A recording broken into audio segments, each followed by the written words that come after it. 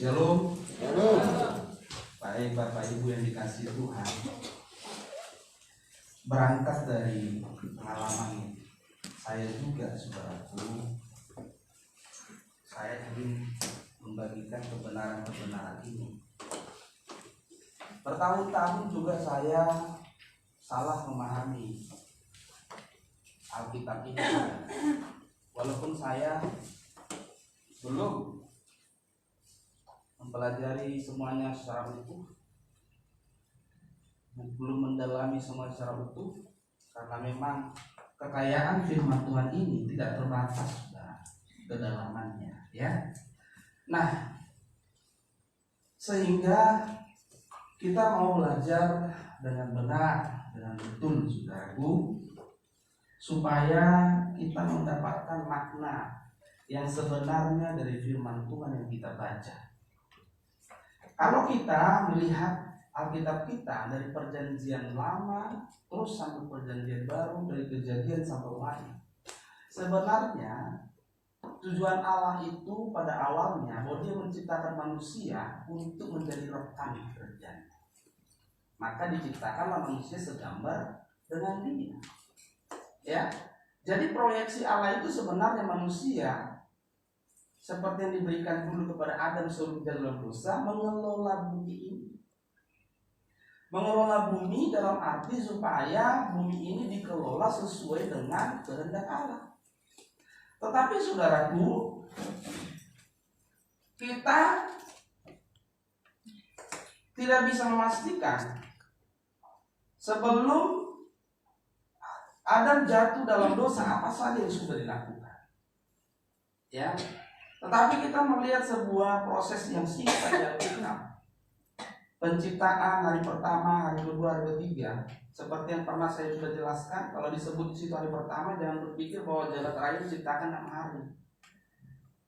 Hari di situ dalam bahasa aslinya itu adalah masa. Jadi satu masa, 2 masa. Jadi satu masa itu kita nggak tahu berapa puluh tahun dan berapa ratus tahun dan berapa juta tahun. Ya.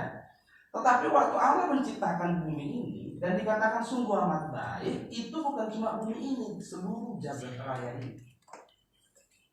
Ya. Maka kalau kita belajar Alkitab lebih dalam, maka yang disebut surga, ya, dalam bahasa Ibrani-nya Samaim, itu adalah langit. Ya.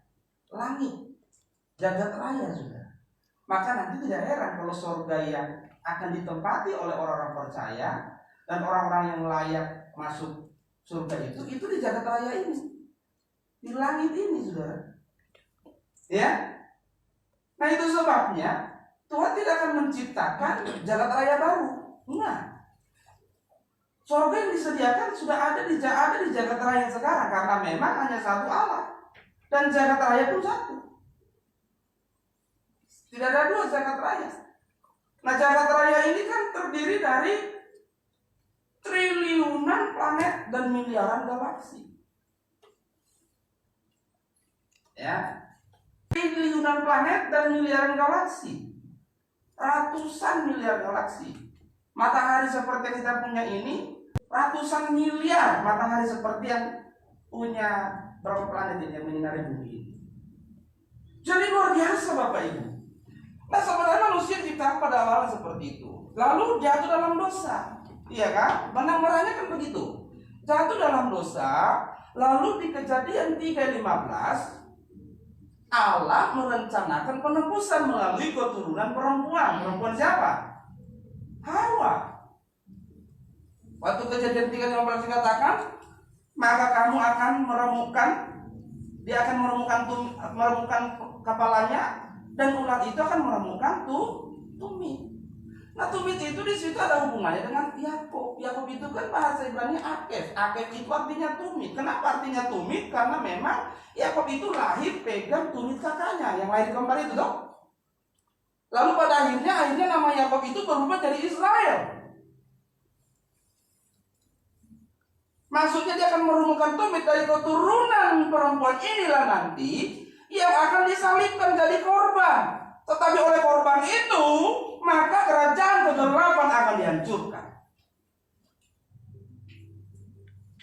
Di situ lahir, terus berlanjut. Maka Yesus belum lahir, maka harus terpilih dulu sebuah bangsa. Dulu waktu Anda punya anak dua, satu mati. Yang mati siapa? Habel, saudara, iya kan? Dibunuh oleh Kain. Habel mati, Allah memberikan pengganti Habel. Siapa, saudaraku? Set, iya kan? Makanya lahir dari keturunan Set. Karena rupanya Kain diberi waktu bertobat. Alkitab menceritakan Kain tidak bertobat, malah dia memalingkan wajahnya dari Allah. Maka Mesias harus lahir dari keturunan orang yang memang berkenan kepada Allah. Setelah itu terus berjalan, maka Allah melihat kejahatan manusia luar biasa.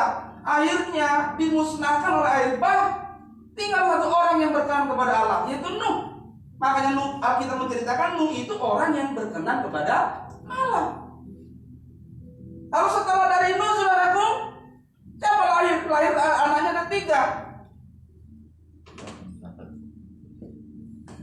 Abraham dari keturunan Sem. Dan terus lahir, terus sampai ke bawah, sampai lahirlah Mesias.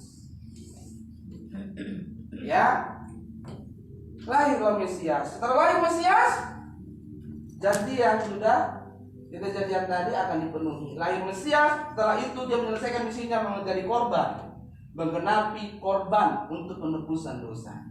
Jadi untuk apa? Setelah ditebus dosa sudah selesai? Tidak. Manusia yang berdosa ini harus dikembalikan kepada rancangan yang awal. Rancangan yang awal tadi waktu manusia diciptakan, kembali serupa dengan Tuhan Yesus, segambar dan serupa dengan Allah. Makanya standar orang Kristen setelah Yesus mati, bagi pengikut Kristus, standarnya serupa dengan Yesus dan sempurna seperti Bapa. Perjanjian lama, umat perjanjian lama tidak mengenal standar ini. Umat perjanjian lama yang penting kau taat pada hukum apa? Hukum Taurat. Tapi umat perjanjian baru standarnya kamu harus serupa dengan Yesus, sempurna seperti Bapa. Kenapa disebut serupa dengan Yesus? Karena manusia satu-satunya yang berhasil berkenan kepada Bapa baru Yesus.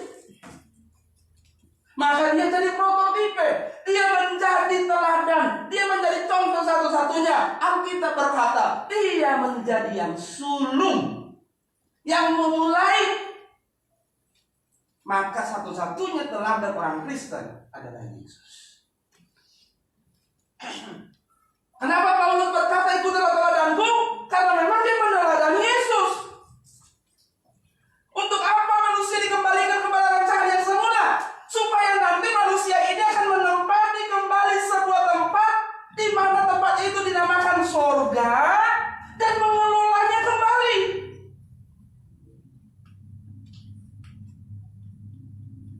Iya kan? Mengelolanya kembali. Maka manusia itu, orang-orang pengikut Kristus itu harus dikembalikan kepada rancangan Allah yang semula. Jadi konsep berpikir kita harus betul dulu, saudaraku, supaya kita memandang dan membaca, memahami Alkitab itu jadi betul. Ya, tadi lagu-lagu kita banyak, saudaraku, yang berbunyi bahwa Allah kita sanggup. Benar, Allah kita dahsyat. Itu nggak perlu diragukan. Dia sanggup memulihkan, dia sanggup menolong. Bisa perlu diragukan ya? Masalahnya sekarang, Allah itu menolong siapa dan seperti apa. Banyak orang yang dipulihkan menurut versi siapa. Banyak orang ingin dipulihkan, ditolong versi siapa.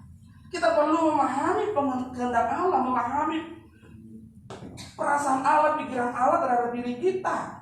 Kita perlu memahami apa rencana Allah terhadap manusia. Kita perlu memahami sehingga kita tahu Allah kita yang dahsyat ini, Allah kita yang hebat ini harus bekerja untuk apa? Apakah Allah yang dahsyat bekerja untuk segala hal? Tidak. Apakah Allah yang dahsyat bekerja untuk menjawab semua doa? Tidak. Mengabulkan semua doa? Tidak. Kalau begitu tidak akan ada doa yang tidak dikabulkan. Tapi faktanya sampai hari ini, kan sampai orang mati ada banyak doa tidak dikabulkan. Benar kan? Termasuk doa orang-orang Kristen. Artinya apa? Kita harus menyelaraskan apa yang menjadi kehendak Allah dan kedahsyatan, keagungan, kehebatan Allah harus diarahkan kepada kehendak Allah tersebut.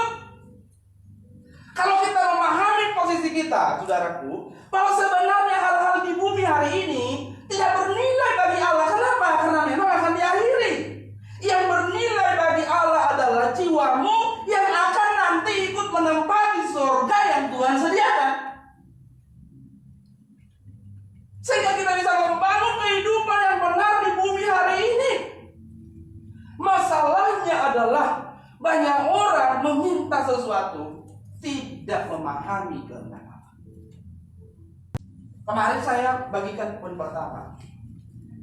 Ya, yang kedua adalah banyak orang Kristen salah paham dengan kalimat ini, mintalah apa saja. Sebenarnya sangat sederhana. Kira-kira Tuhan mengabulkan nggak segala permintaan? Enggak. Jadi jangan bilang kalau orang diberi anak lalu dia dikabul lebih diperhatikan Tuhan yang tidak diperhatikan. No. Jangan menilai Allah seperti itu. Orang Kristen hari ini berpikir begini, kadang-kadang saya lebih punya uang dan tetangga saya orang Kristen juga tidak punya uang, saya punya, lalu dia berpikir saya lebih diberkati. Bukan. Kenapa orang Kristen banyak berpikir seperti itu? Karena orang Kristen telah salah mengukur, menilai berkat Allah. Orang Kristen telah banyak yang salah dalam mendefinisikan apa yang bernilai di hadapan Allah. Apakah uang itu begitu bernilai di hadapan Allah? Tidak. Karena Allah telah berkata, "Tiba tidak punya apa-apa daripada jiwa binasa, kau punya segala sesuatu." Enggak. Jadi pahami apa yang bernilai. Kalau saudara hari ini ada orang lihat dia jadi pejabat, saya tidak. Lalu saudara belajar di pintar dan melihat, oh dia lebih diberkati, saya tidak. Nanti dulu. Jadi artinya kalau kita memahami kehendak Allah, kita bisa hidup memiliki fokus yang benar selama hidup di dunia. Itu yang penting, Bapak Ibu. Itu yang penting. Firman Tuhan berkata dari Yohanes pasalnya yang ke 15 ayat yang ke-7. Yohanes 15 ayat 7 dikatakan begini. Perhatikan Bapak Ibu, saya bacakan bagi kita. Yohanes 15 ayat 7. Jikalau kamu tinggal di dalam aku dan firman-Ku tinggal di dalam kamu, mintalah apa saja yang kamu kehendaki dan kamu akan menerimanya. Ya. Jikalau kamu ada di dalam aku, tinggal dalam aku dan firman-Ku tinggal dalam kamu, mintalah apa saja yang kamu kehendaki dan kamu akan menerima. Orang yang salah memahami ayat ini, maka dia berpikir bahwa dia bisa memiliki permintaan apa saja yang menurut dia baik. Dia tidak akan mempersoalkan ini menurut Tuhan boleh tidak. Tetapi yang penting menurut dia, mintalah apa saja kalau menurut saya baik. Ya. Kalau menurut saya baik, aku minta saja.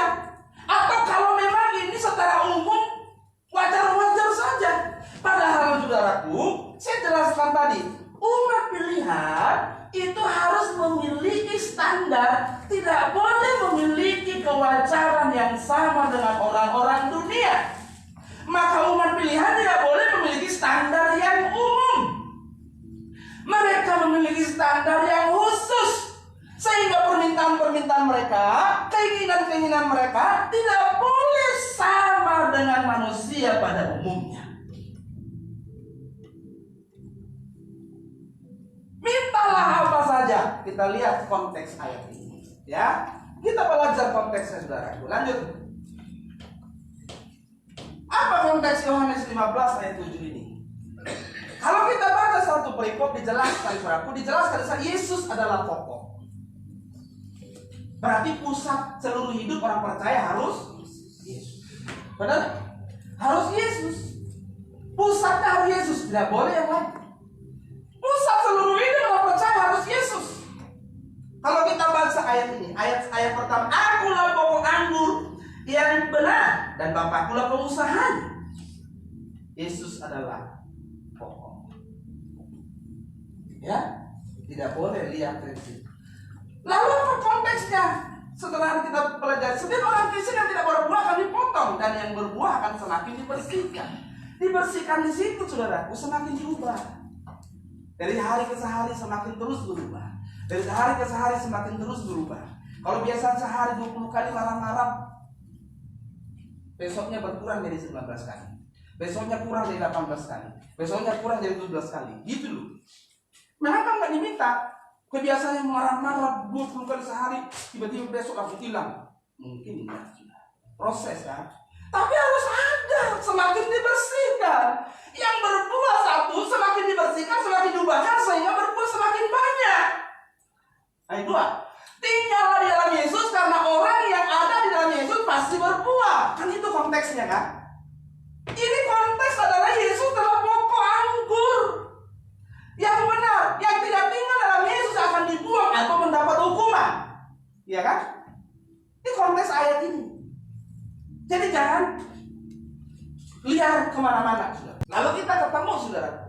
Lalu ayat 7 dikatakan apa? Mintalah apa saja.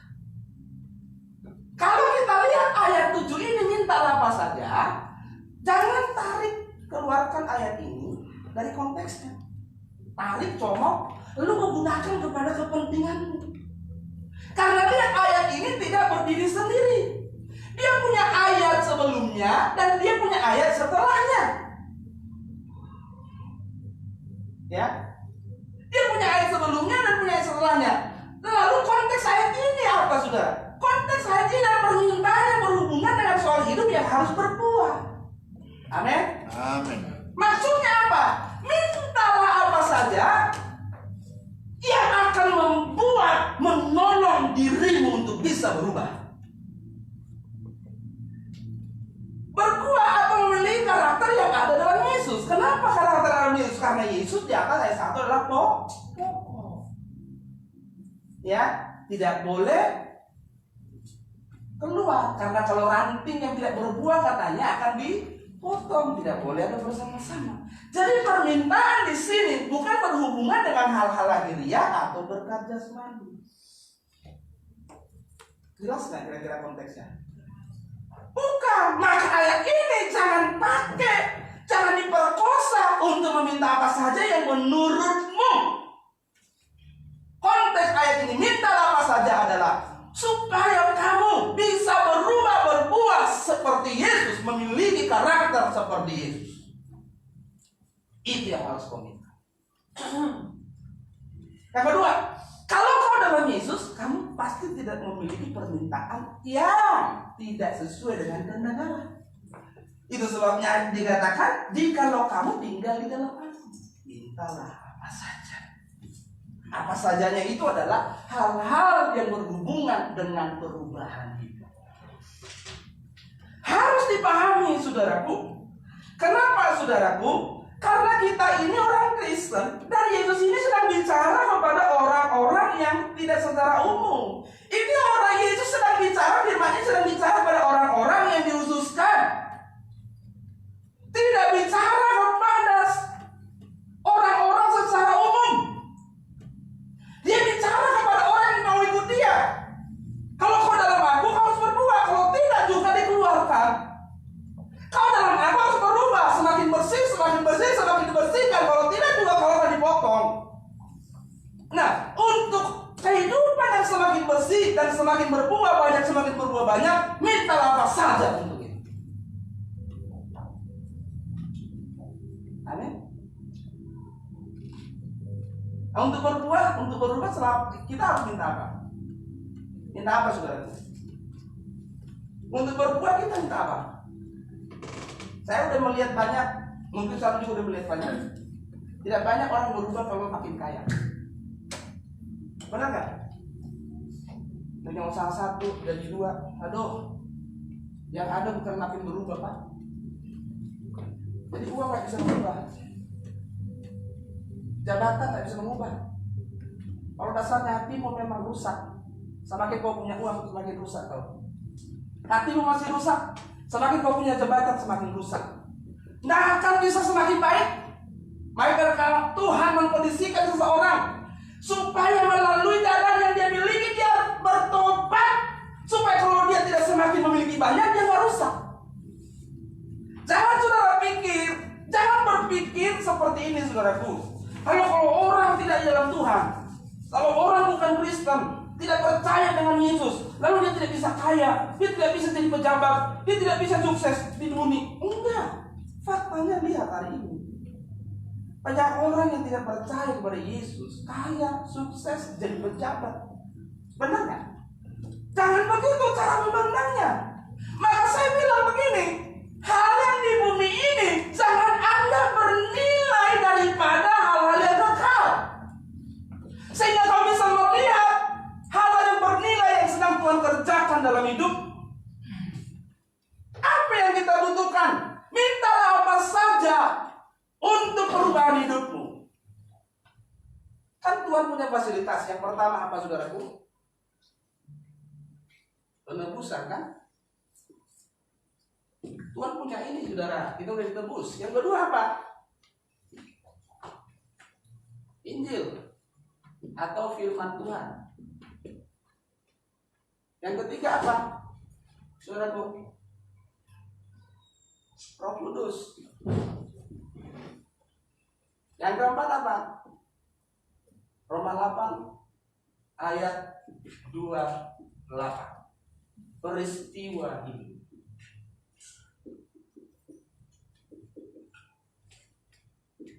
Jadi saya kasih tahu saudara, kalau kamu berubah, kau punya fasilitas. Dan orang di luar Kristen tidak punya yang ini, tidak punya Injil. Injil yang menyelamatkan, tidak punya. Roh Kudus, apalagi tidak punya kan? Peristiwa hidup, di mana Allah mengontrol segala sesuatu, Dia izinkan sesuatu terjadi dalam hidupmu untuk kebaikanmu.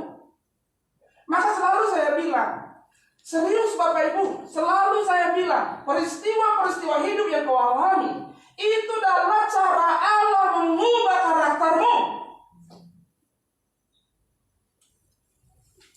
Roma 8 ayat 28, baca baik-baik, ulang terus sampai lengket, sampai nempel.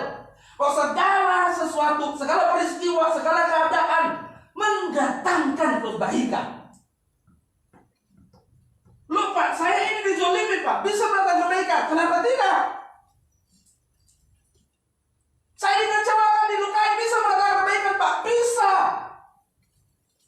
Saya bangkrut Pak, tadi punya banyak, tidak punya apa-apa, sekarang tadi ngemis-ngemis, bisa Pak diperbarui, bisa.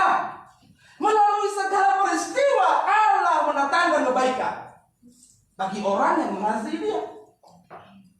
Bagi orang yang mengasihi Dia, perhatikan, berarti itu memang orang-orang khusus umat pilihan, bukan di luar umat pilihan. Bagaimana segala peristiwa hidup akan mengubah karakter? Bagaimana peristiwa hidup akan memproses hidup orang sampai dia serupa dengan Yesus? Percayalah Bapak Ibu, saya nggak yakin kalau kau bilang begini, Tuhan aku akan berubah kalau gajiku naik. Nggak akan, enggak. Tuhan lebih tahu apa yang apa senjata dan fasilitas terbaik untuk mengubahmu. Kalau itu bisa mengubahmu, Tuhan pasti kasih banyak, meluncur dari surga langsung. Nih, oh iya betul dah, kau mau berubah? Kalau saya kasih duit banyak, nih kurang, nih. Tuhan tahu kamu akan berubah dengan itu. Tuhan tahu kamu hanya akan berubah dengan ini. Injil yang benar. Apa? Roh Kudus. Nah, perkarakan hidupmu. Roh Kudus bilang apa? Kalau Roh Kudus bilang jangan dilawan. Udah diam aja, jangan marah. Enggak, yang satunya harus marah. Jangan begitu. Ini agak lain. Dituntun peristiwa hidup. Kalau kau punya persoalan, punya masalah, responi dengan benar. Amin. Responi dengan benar, bapak-bapak, ibu-ibu.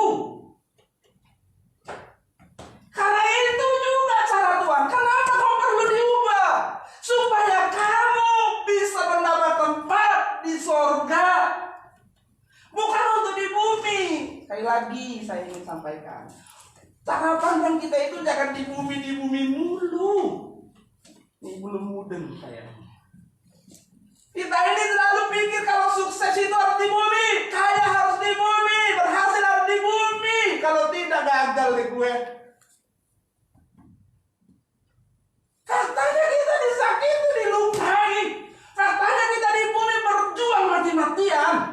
Katanya kita di bumi merasakan sepertinya gak ada yang bisa nolong. Itu fakta. Dilukai, dikecewakan, aduh. Suami melukai, istri melukai, saling melukai. Dilukai, saling lukai, kecewa, saling aduh. Hari-hari kita berjuang begitu. Allah kita yang sanggup mengubah. Amin. Itu sebabnya fasilitasnya diberikan.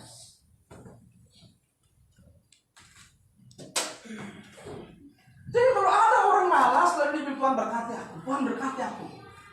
Puasa lagi dia 4 hari, Tuhan berkati aku. Habis doa nggak kerja, berkati aku. Habis doa berkati aku. Saya mau tanya, ini salah paham atau gimana sih? Dia nggak tahu. Ada banyak orang bisa makan, nggak berdoa. Tuh kan? Dia nggak bilang begini, nggak kayak kita setiap hari ada doa. Mungkin saat teduh, Tuhan Yesus, tolong aku makananku, minumku hari ini segala kebutuhanku. Aku percaya Kau menyediakannya, tolonglah aku. Amin. Aku nggak tahu. Ada banyak orang nggak doa begitu tiap hari bisa makan ini. Makanya doamu tidak boleh sama. Keinginanmu, permohonanmu tidak boleh sama dengan orang-orang pada umumnya. Harusnya orang Kristen sudah selesai dengan pergumulan seperti itu. Untuk kebutuhan hidup, Tuhan sudah jelas menggariskan tatanannya. Apa yang kau tabur, kau tuai. Kau pagi-pagi hari aktivitas, yang bekerja, kau pasti makan, Pak. Kau pasti makan, Bu. Sekalipun kau tidak berdoa. Terus doamu untuk apa dong?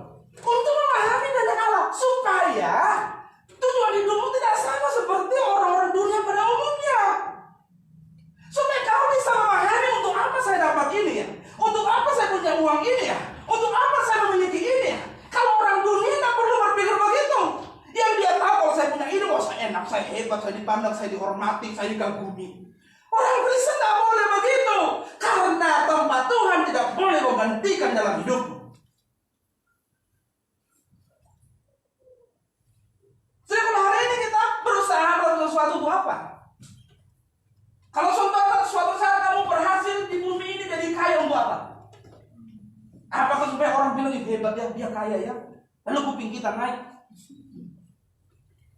Kamu sudah mau menyamai Tuhan, punya kerajaan sendiri dalam hidup. Kau ingin disandung, dihormati. Kesalahan Lucifer itu kan itu, Pak.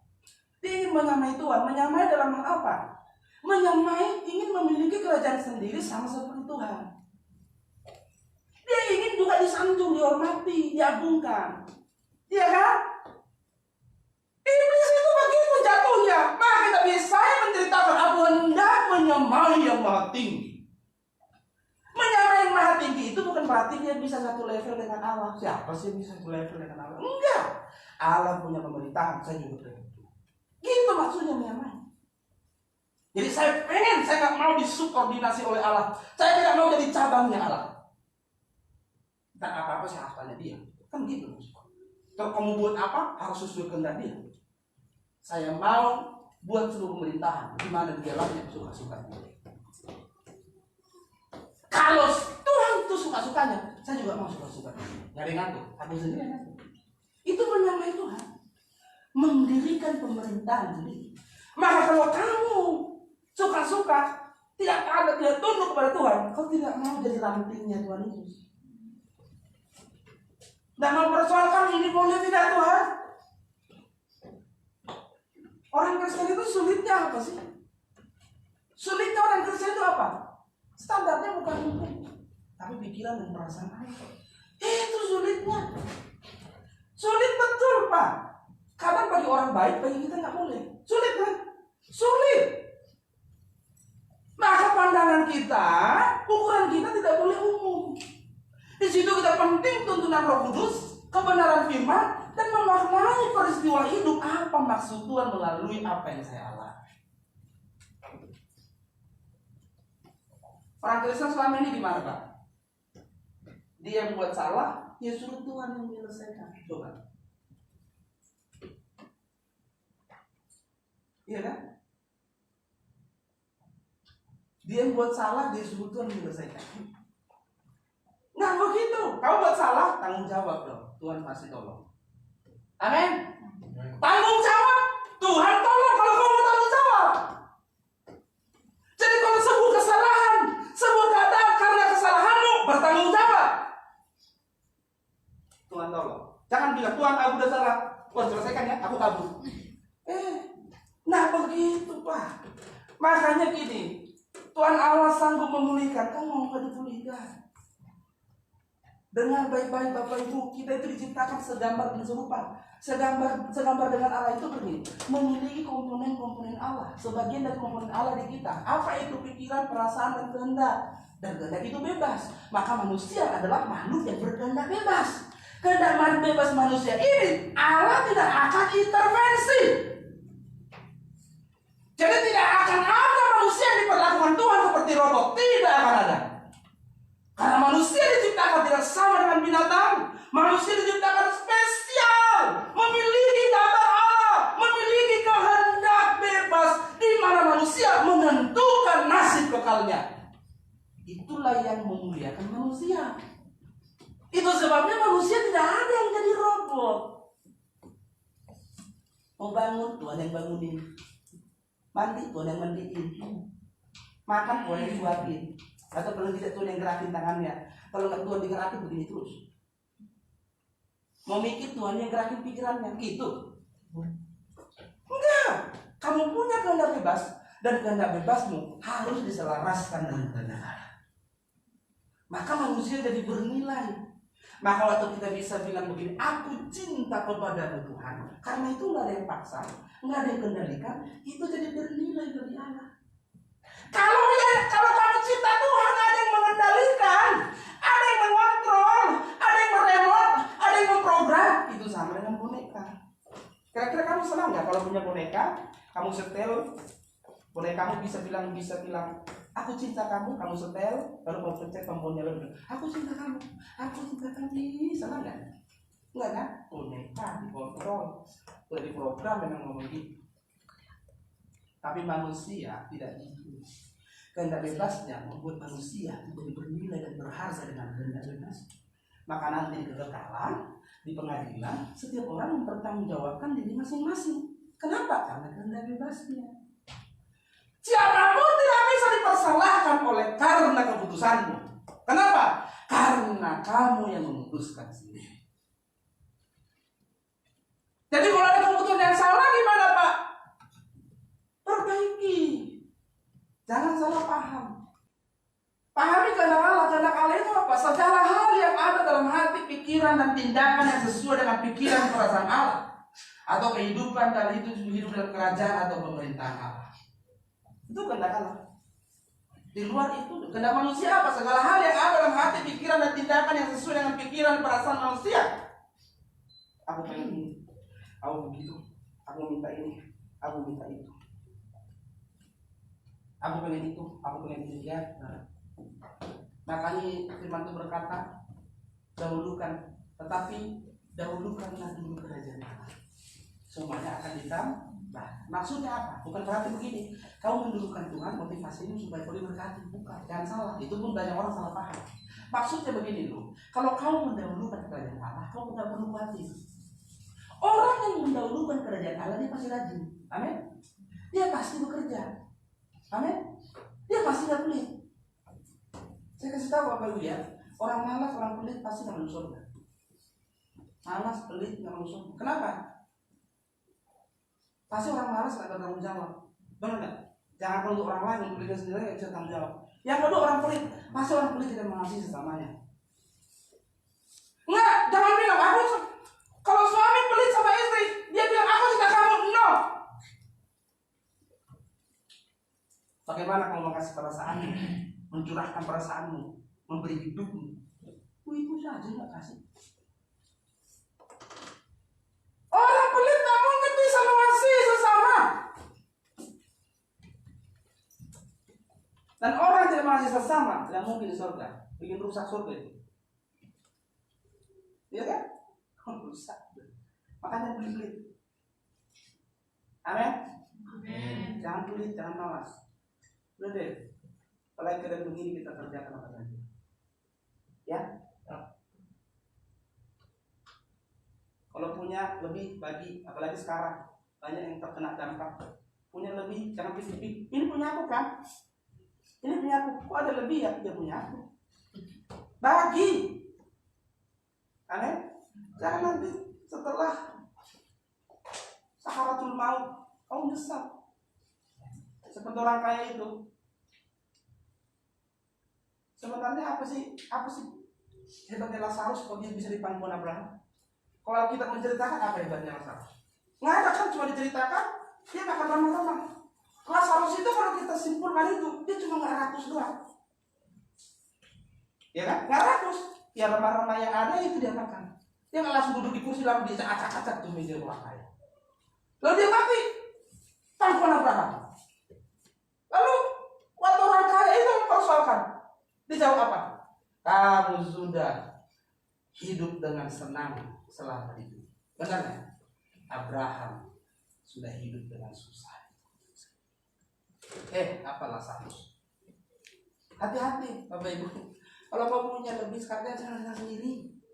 Aduh ini ngeri Bapak Ibu. Saya kasih tahu saja. Bukan saya sedang bilang perhatikan saya. Enggak perlu saudaraku perhatikan saya. Kalau memang menurut Bapak Ibu nggak boleh perhatikan. Perhatikan yang lain. Saudara punya lebih, perhatikan. Jangan sendiri. Kamu tidak tahu betapa harta di dunia ini tidak bernilai di hadapan Allah. Pergunakan dengan baik. Mammon itu harus digunakan untuk menjalin persahabatan dengan Allah. Jangan Allah dimanfaatkan untuk bersahabat dengan mammon. Anak kita bilang begitu. Supaya dapat mammon, Allah dimanfaatkan. Manfaatkan mammon untuk bersahabat dengan Allah. Supaya apa? Supaya kamu nanti ketika di kemah keabadian, kamu mendapat tempat. Jangan ada Bapak Ibu, jangan sampai ada tersisa. Kalau bisa ya senang. Mungkin sekarang Bapak Ibu mengerti yang saya sampaikan.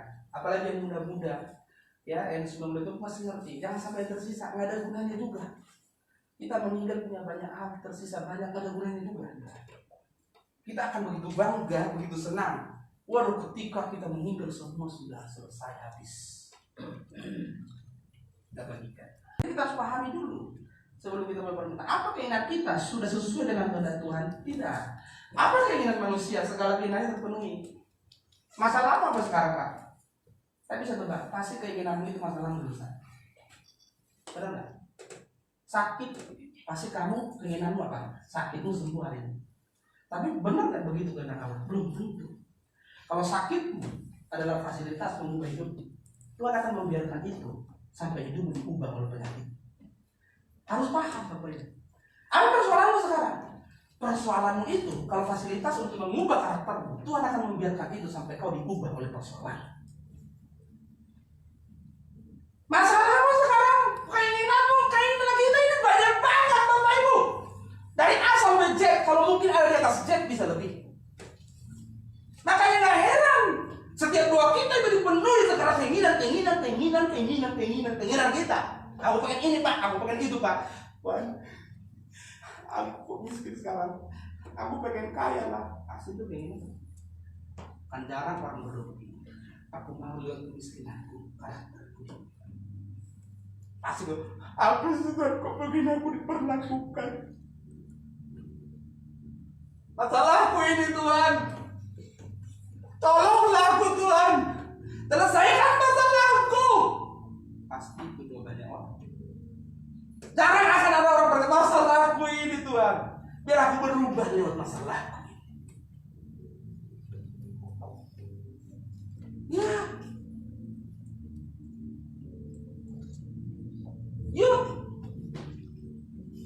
Supaya ketika dunia ini pun tidak selesai masalahnya dan dunia diakhiri, kita mendapat tempat. tempat dalam pengertian bersama Tuhan. Apa keinginan Tuhan bagi orang Kristen? Khususnya karakternya berubah sampai dengan serupa dengan Yesus, seperti Bapa. Karena orang Kristen ini loh,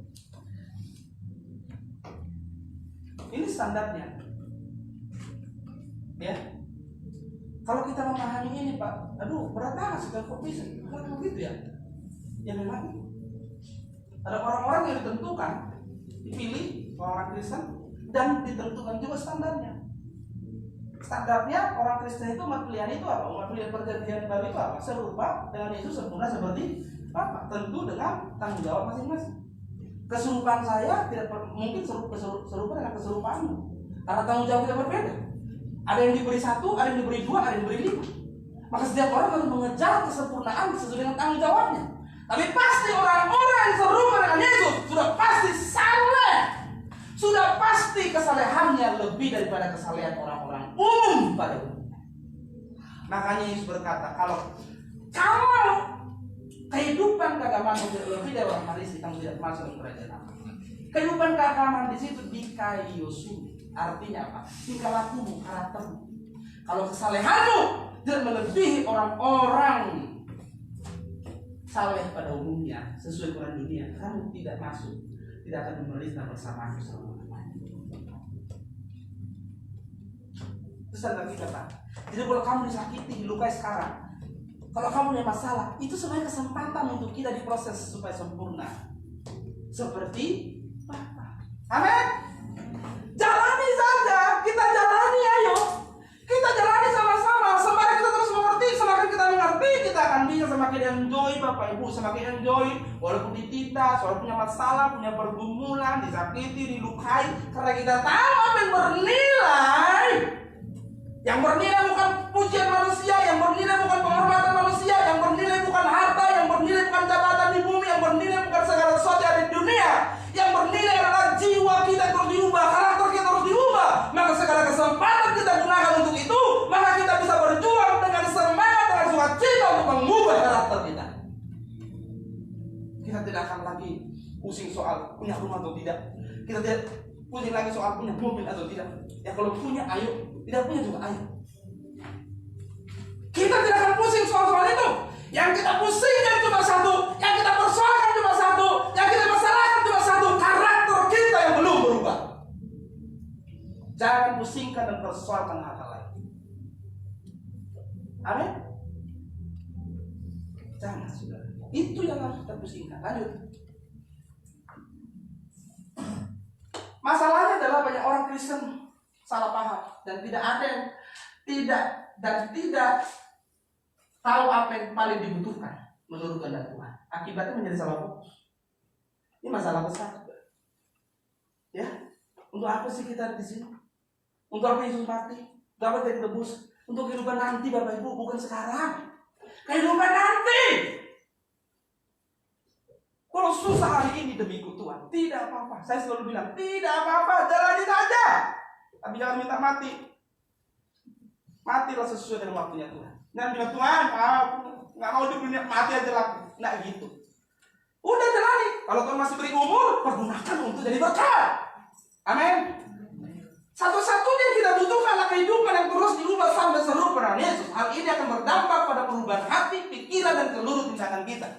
Kalau orang targetnya perubahan karakter, dia pasti jadi orang baik. Amin. Dia pasti jadi orang baik. Aku mau berubah. Nggak ada orang yang tujuannya berubah lalu nggak jadi baik. Tapi kalau tujuanmu uang, tujuanmu prestasi di bumi, kau bisa jadi jahat. Bahkan kau bisa memanfaatkan orang. Kau jadi pemimpin yang jahat. Bisa. Tapi kalau tujuan karaktermu berubah, otomatis sudah jadi baik. Jadi suami yang baik, jadi istri yang baik, jadi anak-anak yang baik, jadi masyarakat yang baik. Pasti. Karena targetmu adalah perubahan memiliki karakter seperti Tuhan Yesus. Amin? Pasti sudah. Yang sekolah pasti belajar baik. Nggak ada orang, aku mau jadi serupa sama Yesus, lalu nggak pernah belajar. Gimana caranya? Mau serupa seperti Yesus, harus berprestasi. Kan jadi begitu kan? Mau serupa dengan Yesus, wah harus, kalau boleh ini harus berprestasi di pekerjaan. jadi pemimpin nanti. Kalau dia pemimpin kan lebih berpengaruh. Benar nggak? Lebih berpengaruh bagi banyak orang. Punya uang banyak pun lebih berpengaruh. Tapi konsep pikirnya itu udah benar, udah nggak salah. Karakternya harus berubah. Lanjut. Masalah berikutnya adalah banyak orang termasuk orang Kristen yang tidak tahu dan memahami dan tidak menghayati apa yang sesungguhnya bernilai. Saya kasih tahu lagi, semua hal yang lahiriah di bumi ini nggak akan bernilai di hadapan Allah. Jadi jangan pernah mengukur dirimu dengan hal lahiriah. Amin. Kalau fisikmu nggak sempurna, kalau kau nggak sukses, nggak punya perkara lain, jangan nilai dirimu dengan itu. Jangan bandingkan dirimu dengan itu. Hal-hal lahiriah tidak bernilai di hadapan Allah. Jangan salah menilai dirimu. Dan jangan salah menilai dirimu dan diri yang lain. Amin. Seperti Nabi yang berkata, jangan salah menilai dirimu. Terus banyak orang menganggap bahwa yang bernilai itu adalah hal lahiriah. Makanya kalau orang tak punya diri, sedihnya bukan main. Ya nggak? Dia punya keluarga satu opo gitu, semua udah punya rumah, dia sendiri nggak punya rumah, mindernya bukan main. Kenapa? Karena dia pikir yang bernilai itu orang punya rumah, tidak punya rumah tidak bernilai. Salah kan? Lalu orang yang main jalan kaki lihat orang punya mobil minder. Kenapa? Karena dia pikir punya mobil bernilai, tidak punya mobil nggak bernilai. Orang yang makan daging, kalau makan enak-enak, dia minder. Kenapa? Karena dia pikir yang bernilai itu makanan enak-enak. Kalau ikan asin dibakar, yang bernilai.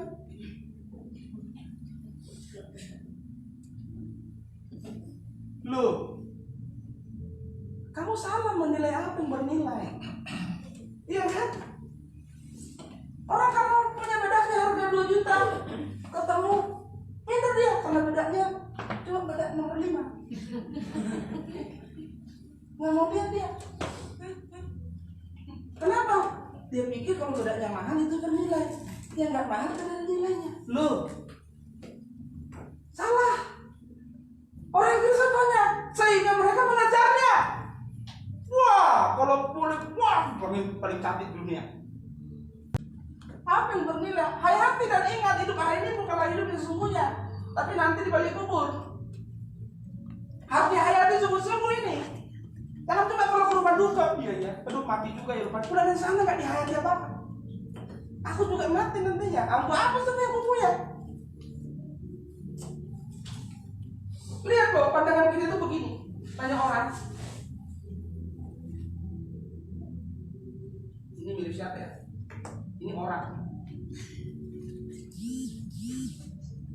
Lalu ini Brit. Kalau orang biasanya bilang Brit.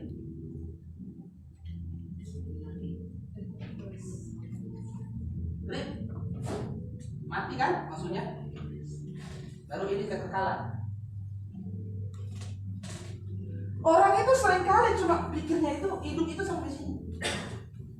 Sini. Yang dipikirin udah mati udah. Tapi orang nggak, fokusnya orang itu di sana ini sampai sini. Orang Kristen seringkali tak fokus di sini. Pikiran kita itu harus melampaui ini. Bahwa yang kita pikirkan bukan ini, tapi yang kita pikirkan adalah ini, kekekalan di sini bersama Yesus nanti selamanya. Jadi kalau di sini apapun yang kau alami memang begitu, supaya kamu diubah. Demi apa? Demi ke sini.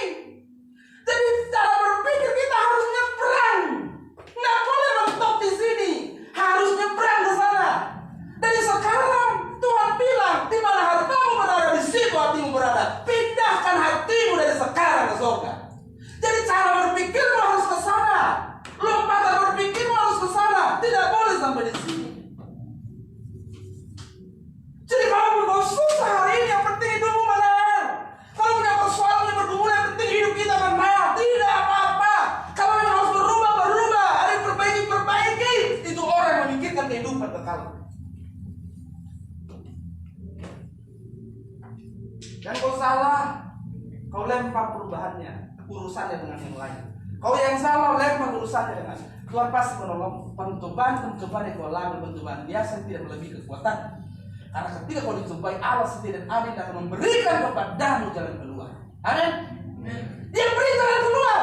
Asal kau mau. Jangan lempar. Tuhan selesaikan ya. Oh yang buat salah, selesaikan ya. Selesaikan ya. Tanggung jawab. Tuhan pasti menolong. Amin. Jadi saudara, cara kita memandang hidup jangan hanya sampai di dalam kubur baru selesai. Sehingga banyak orang mengejar hal itu. Yang penting selama hidup ini aku mantap. Tapi pandangan kita harus sampai bahkan fokus di sekarang. Jadi minta apa saja yang kau butuhkan. Boleh minta apa saja? Boleh. Apa itu?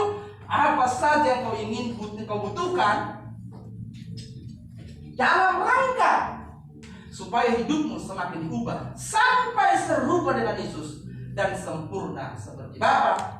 Karena itulah yang bernilai kekal. Amin. Mulai hari ini jangan menilai dunia ini melebihi nilai yang bernilai kekal. Mintalah apa saja yang akan mengubah kehidupan sampai serupa dengan Yesus dan sempurna seperti Bapa. Kita berikan tepuk tangan.